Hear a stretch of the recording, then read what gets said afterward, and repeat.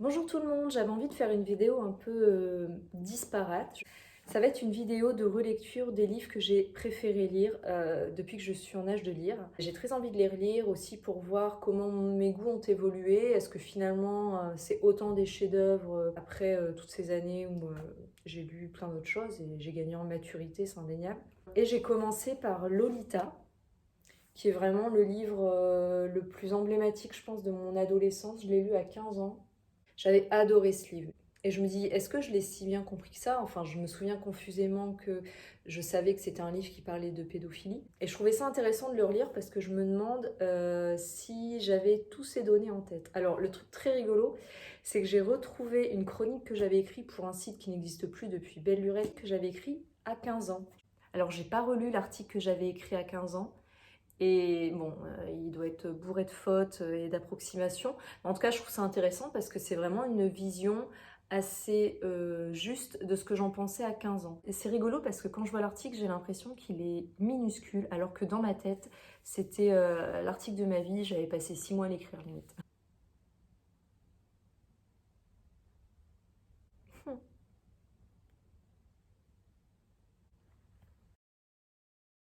Qu'est-ce que j'en dis? Cette façon de conter l'histoire si poétiquement trouble, car le sujet est à l'évidence grave et devrait choquer. Aucun passage du livre n'est indécent ou véritablement choquant, le vocabulaire n'est jamais cru. Ça c'est intéressant. Car paradoxalement, ce personnage pédophile, donc haïssable, a un côté attachant qui rend le lecteur perplexe, même horrifié par la pensée même de trouver ce criminel attachant.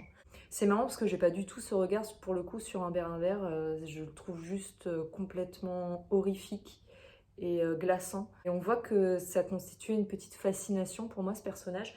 Je n'ai lu que la moitié pour l'instant. J'adore, hein. J'adore toujours autant, l'écriture est magnifique. Alors bon, je le lis en VF, mais apparemment c'est une traduction qui a été validée et supervisée par Nabokov en personne. C'est la traduction de Kahan. Elle est vraiment délicieuse à lire, ça glisse tout seul. Et en même temps, en filigrane, on tombe sur des choses horrifiques, c'est atterrant. C'est rigolo de me dire qu'à l'époque, j'avais une forme d'attachement pour le personnage d'Humbert Humbert. Alors est-ce que c'est un manque de maturité qui fait que, au début, voilà, dans une construction de récit traditionnelle, on est en général amené à avoir de l'empathie pour le narrateur, pour la personne qui s'exprime à la première personne, et la personne s'exprimant à la première personne dans Lolita étant ce monstre qui est Humbert Humbert, j'avais peut-être pas encore tout à fait les codes ou la subtilité de me dire que Nabokov retournait complètement cette façon de narrer une histoire en fait, du point de vue du monstre. Qu'est-ce que j'en dis encore? Un. Alfred Apple, l'un des critiques les plus avisés de Nabokov, wow, je t'ai renseigné moi, disait en 97 à propos des étudiants avec qui il étudiait ce roman dans les années 60, il ne croyait pas qu'il y avait des choses pareilles. Il me fallait sans cesse rappeler que Humbert était un criminel. Il y a encore 10 ou 12 ans, on ne parlait pas de pédophilie. Maintenant, tout le monde ne parle que de cela. Humbert laisse un sentiment étrange, l'impression d'avoir été trompé par le charme fantastique de cet homme ordinaire devenu un criminel par amour. Waouh! Et je trouve ça super intéressant en fait comme vision, parce que c'est plus du tout la vision que j'ai maintenant. Je pense que c'est une forme de manque de maturité. Je me projette plus dans la figure maternelle et du coup ça crée un immense malaise en moi d'imaginer qu'une petite sœur ou une enfant puisse tomber dans les griffes d'une ordure pareille. Mais ouais, j'ai plus du tout cette vision. À aucun moment je me sens trompée par le charme. Et c'est quand même assez révélateur parce que je rappelle que j'ai écrit cette critique à 15 ans. Donc j'imagine même pas à 12 ans. Alors ensuite j'ai un passage où je parle de Lolita. Lolita, comme toutes les jeunes filles de 12 ans, est expiègle, charmeuse et joue pendant un moment de ses charmes sur le pauvre Humbert. Le malheureux, aveuglé par un vague espoir d'un amour réciproque, se marie même avec la mère de Dolores pour pouvoir rester à ses côtés. La jeune nymphette ne perçoit pas tout de suite l'effet de son charme sur Humbert, elle s'amuse des situations parfois cocasses et séduit cet homme d'âge mûr avec qui elle entretient une complicité. Alors pour la complicité c'est pas faux, ceci dit dès le début Humbert explique qu'il a toujours été attiré sexuellement par les très jeunes filles, les filles qu'il appelle nymphètes. Donc le mec se dit clairement pédophile. C'est pas comme s'il tombait amoureux uniquement de Lolita en fait. Lolita entre dans ces critères de la nymphette, mais ensuite il met en place toute une mécanique absolument effroyable pour l'attirer dans ses filets en fait. C'est pas rien. C'est assez amusant de voir que je parle de Humbert comme de quelqu'un de pauvre, de malheureux, d'aveuglé, plein d'espoir et même charmant et amoureux. Bon, alors en fait, ça c'est le discours de Humbert. Il parle au juré qui est en train de le condamner. Donc il y a aussi une opération de séduction dans son discours. Bien sûr, il se voile complètement la face à l'horreur de ce qu'il a fait. Parce qu'en filigrane, on sent très bien qu'il sait que ce qu'il fait, c'est détestable. Donc je trouve ça hyper intéressant en fait de me relire à 15 ans. Je suis vraiment contente d'avoir retrouvé cet article. Le narrateur interpelle souvent le lecteur, le prenant à témoin, ironisant sur son sort, mais ne cesse de se discréditer, se trouvant minable et haïssable, car à l'évidence il l'est, personnage abject et horrible, loin de moi faire son apologie. Bon, je suis rassurée, Louise. Ah, la situation racontée, je vous fais part de mon avis. Oh, je me souviens même plus, ça va être génial. Croyez-moi, malgré le sujet extrêmement sérieux, ce livre est magnifique, déconcertant de légèreté. Nabokov écrit sublimement. Bref, c'est un chef-d'œuvre. Dire que ce livre a été jugé pornographique lors de sa parution, seulement il n'y a même pas une seule trace d'érotisme dans ce livre, pas une seule. Nabokov aussi très rapidement pour montrer tout le côté haïssable de Humbert, le côté pathétique, et rappelle assez subtilement que Lolita n'est qu'une enfant. Il y a notamment un passage vraiment déchirant. La mère de la petite fille s'est habituée à prendre les mensurations de l'enfant. Pour voir si elle était en bonne croissance, etc. Je lis l'extrait que j'avais pris en photo. Ma nymphette avait poussé au cours des 7 derniers mois. Je crus pouvoir me fier aux mensurations de janvier. Tour de hanche, 73 cm. Tour de cuisse, juste en dessous du sillon fessier, 43. Tour de mollet et tour du cou, 28. Tour de taille, 58. Poitrine, 68. Tour de bras sous l'aisselle, 20. Taille, 1,45 m, poids 35 kg. Voilà, comment subtilement faire comprendre au lecteur qu'on parle ici d'une enfant. Enfin, dernière phrase de ma critique que je découvre avec vous. Lolita reste donc avant tout l'histoire d'Humbert, troublé et amoureux désespéré par la grâce d'une nymphette et non pas un livre dépourvu de toute morale et malsain comme beaucoup l'ont affirmé lors de sa parution. Bon, alors clairement, si j'avais réécrit ça en 2021, je me serais fait cancel par tout Internet. On aurait fait une pétition pour m'interdire de parler. Je précise que j'avais 15 ans, j'étais un peu naïve. Et je trouve ça hyper intéressant en fait de voir ce que j'en ai écrit. En tout cas, jusqu'à maintenant, j'en suis à la moitié. J'aime beaucoup. Franchement, c'est pas usurpé. Au-delà du thème qui est extrêmement dérangeant, c'est une écriture incroyable. Un jour peut-être je le relirai une 3e fois en anglais cette fois-ci. Je sais qu'en anglais, pour le lire en français, je pense que la version anglaise, il faut quand même avoir un sacré bon niveau. Mais c'est vraiment un régal à lire. Les couvertures de Lolita, moi, elles me gênent un peu. Celle-ci encore, je la trouve pas si mal, sauf que c'est quand même une jeune fille très lascive. Et finalement, c'est pas du tout l'image qu'on a de Lolita. Il y a plein de moments où il nous explique que si par exemple elle laisse avoir des parties de son anatomie, le haut de ses jambes, une épaule, etc., c'est uniquement parce que c'est une enfant en fait. Et que elle gesticule, à aucun moment elle est en train d'allumer Humbert. Et je trouve que c'est assez subtilement emmené parce qu'en fait on voit que lui est fou de désir, mais finalement quand il décrit ce qui l'amène à ça, on se rend compte que le mec en fait il est complètement psychopathe, hein, qu'il a un vrai problème. Et au-delà de ce problème, en fait, c'est en plus un monstre parce qu'il passe à l'action. Ça, c'est vraiment terrible. À toutes! Hello! Me voilà une semaine après la première partie de la vidéo sur Lolita. Je viens juste de le terminer. Honnêtement, pas de grande surprise, ça restera dans mon top 10. Autant j'ai des livres où je me dis que voilà, ne sont pas acclamés par la critique, donc peut-être qu'on a un peu plus de suspense sur ces livres-là, mais sur Lolita, c'est indéniablement un chef-d'œuvre. Je voudrais revenir sur quelques aspects, notamment par rapport à ma première découverte de ce que j'avais écrit à 15 ans. En fait, ce qui me frappe beaucoup dans ce que j'ai écrit à 15 ans, c'est le charme que je trouve à Humbert. Finalement, j'ai 15 ans déjà. C'est encore plus glaçant de lire la critique d'une jeune fille qui, quelques années avant, était clairement dans la cible de ce prédateur et de voir que finalement, je lui pardonne ses égarements. Tout du moins, j'ai une forme de fascination pour lui. Donc voilà, un peu étrange. Ce qui ressort très nettement dans ma lecture, c'est que Lolita est un livre de fantasmes. Déjà, Lolita, le prénom en lui-même, qui est un pseudonyme, c'est le prénom que Humbert donne à Dolores, Dolly, par sa mère. À aucun moment, d'autres personnes n'appellent Dolores Lolita. Et quelque part, je me dis que... Alors bon, je pars un peu loin parce que c'est un personnage de fiction, bien sûr. Mais quelque part, c'est pas être respectueux de sa personne que de l'appeler Lolita. Parce que Lolita, elle n'existe pas. Elle existe, du moins, uniquement dans le cerveau malade de Humbert Humbert. Lolita, c'est Dolores Hayes. Elle a 12 ans au début du livre. Elle pèse 30-35 kilos. Elle s'affale dans les canapés et sur la banquette arrière de la voiture. Elle rêve de manger des glaces. Elle fantasme sur les acteurs populaires d'Hollywood de l'époque.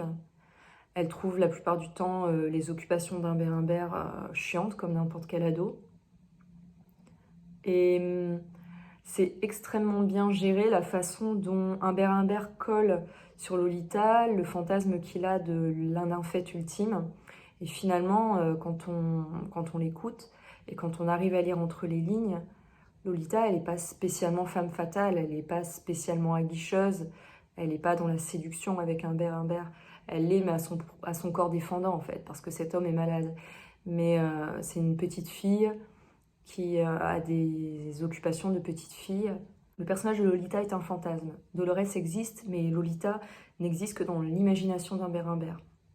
On le ressent aussi assez clairement quand Humbert Humbert est tout le temps en train de jouer avec la limite de la réalité et de ce qu'il projette de sa prestance, de son allure. Alors, il se permet des tas de fois d'expliquer qu'il est bel homme, qu'il a un charisme indéniable. Régulièrement, il se donne des surnoms où il sort comme de son corps pour observer la scène. Il s'appelle Humbert le cruel, Humbert le terrible. Il parle de lui à la troisième personne. Enfin voilà, il a quand même une forme de mégalomanie où on sent qu'il est en train de construire le récit qui l'excite en fait, le récit du fantasme ultime. Par 2 reprises, il parle de parodie d'inceste, ce que je trouve extrêmement malaisant comme terme, mais qui en dit encore long sur l'horreur de ce personnage en fait. C'est-à-dire qu'il adopte Dolores, il épouse la maman de Dolores, et il parle à partir de là de parodie d'inceste. Alors déjà l'inceste en tant que tel, pas besoin de vous expliquer en quoi c'est terrible. Parler de parodie, ça fait d'autant plus froid dans le dos parce que je trouve que c'est un terme qui a un côté un peu grotesque, un côté un peu bouffon. Et à poser ça à l'inceste, c'est d'autant plus glaçant. Et finalement, Humbert Humbert, son fantasme ultime aurait été qu'il soit le père biologique de Dolores.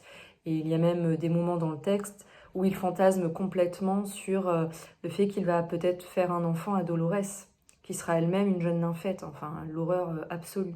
Donc voilà, connaissant l'histoire, je me suis beaucoup plus attachée à comprendre le jeu textuel que Nabokov mettait en œuvre dans l'histoire et dans la narration. J'ai repéré d'autres choses aussi, en toute modestie, parce que c'est des choses qui frappent assez vite le lecteur, mais que j'étais pas en capacité de voir à 15 ans. La façon, par exemple, dont Humbert objectivie en permanence Lolita, en fait. Il nous fait passer cette histoire pour une histoire d'amour. Il est très lyrique quand il parle d'elle, etc. Il est complètement à son fantasme, à sa fantasmagorie. Dolores n'est qu'un corps. Un autre exemple assez frappant de cette fantasmagorie qu'il met en place, puisqu'il est tout le temps en train d'utiliser des qualificatifs hyper tendres pour parler de Dolores. C'est ma princesse, ma petite fugitive, quelle horreur, ma bien-aimée.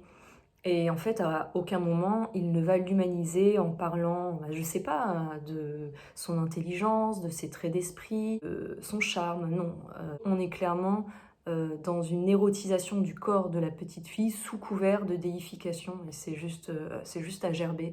Et c'est très ambivalent avec l'écriture qui est vraiment splendide de Humbert Humbert / Nabokov. Il y a notamment un passage assez récurrent où il est dans cette déification, voilà, on le croirait limite dans les sommets du roman tendre moyenâgeux, où il explique qu'il aimerait pouvoir voir les viscères de Lolita.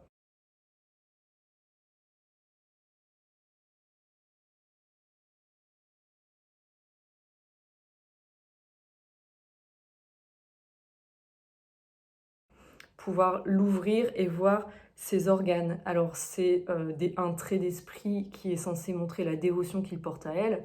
En fait, c'est juste glaçant et quelque part, sans l'avoir jamais éviscéré, évidemment, il l'éviscère dans un sens métaphorique en lui causant autant de traumatisme et en lui imposant cette relation. Ce double jeu, il est magnifiquement exécuté et c'est vraiment un régal. Voilà, Lolita, c'est la fantasmagorie d'Humbert Humbert et c'est vraiment un délice de voir le jeu textuel que crée Nabokov dans la narration.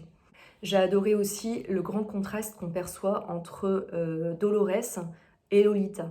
Finalement, Dolores est une petite fille plutôt prosaïque, qui adore lire les magazines qui parlent des stars d'Hollywood, qui joue avec ses petits amis, qui a envie de manger de la glace dans tous les motels où elle s'arrête, et qui soupire dès que Humbert Humbert veut faire la chose. Il arrive à la soudoyer avec 3 pièces de 2 centimes, juste pour des choses assez ignobles. Donc on se rend compte en fait que malgré l'image que veut donner Humbert Humbert de Dolores, Dolores c'est plutôt une petite fille banale comme il en existe tant, qui adore les futilités, qui se vautre dans les fauteuils des hôtels et qui essaye toujours d'être en conflit avec son père. Enfin vraiment c'est une enfant comme les autres.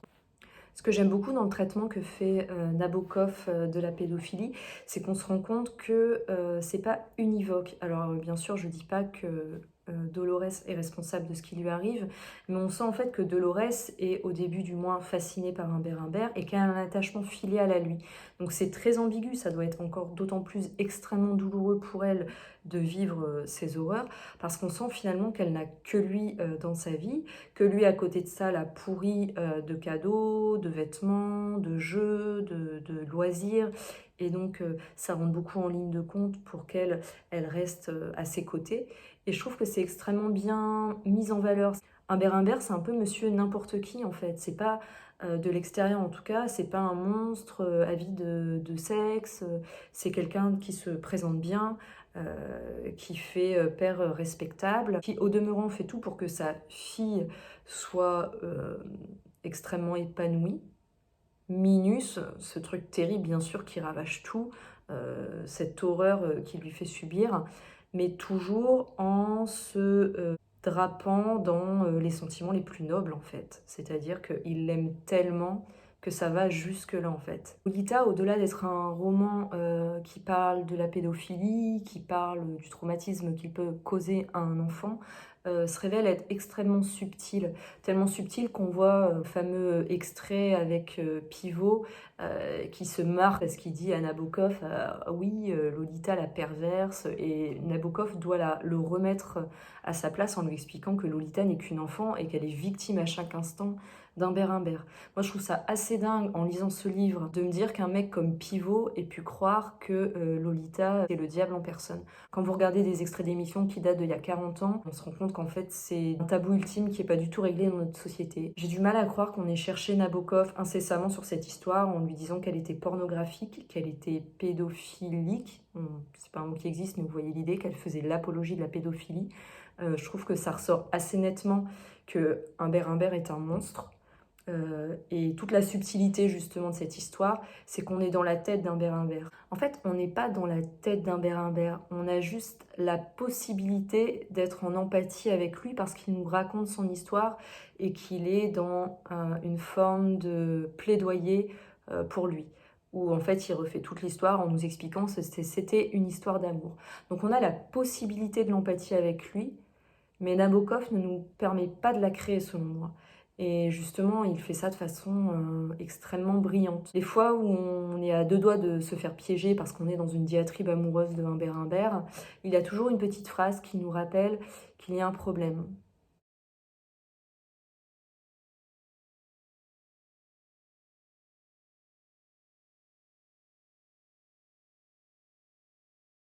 Et ça, je peux pas croire qu'on puisse les laisser passer et fermer le livre en se disant que Lolita n'est qu'une perverse. Je suis extrêmement contente d'avoir relu Lolita. C'est le seul livre que j'ai lu de Nabokov, mais il faut vraiment que je me plonge plus dans la littérature de Nabokov parce que l'écriture est exquise. Ce qui m'intrigue beaucoup, c'est de savoir s'il garde cette écriture dans ses autres romans ou si c'est l'écriture qu'il a prêtée à Humbert Humbert. Je ne sais pas si vous voyez, ça devient un peu méta, mais est-ce que cette écriture finalement elle est le reflet de la personnalité d'Humbert Humbert ou alors c'est l'écriture plutôt conventionnelle de Nabokov qu'il a acquis au cours de son expérience. Ça m'intrigue beaucoup. Moi, je finirai cette vidéo en remerciant Pélage, que personne ne connaît, mais que vous devriez connaître si vous étiez des gens de goût.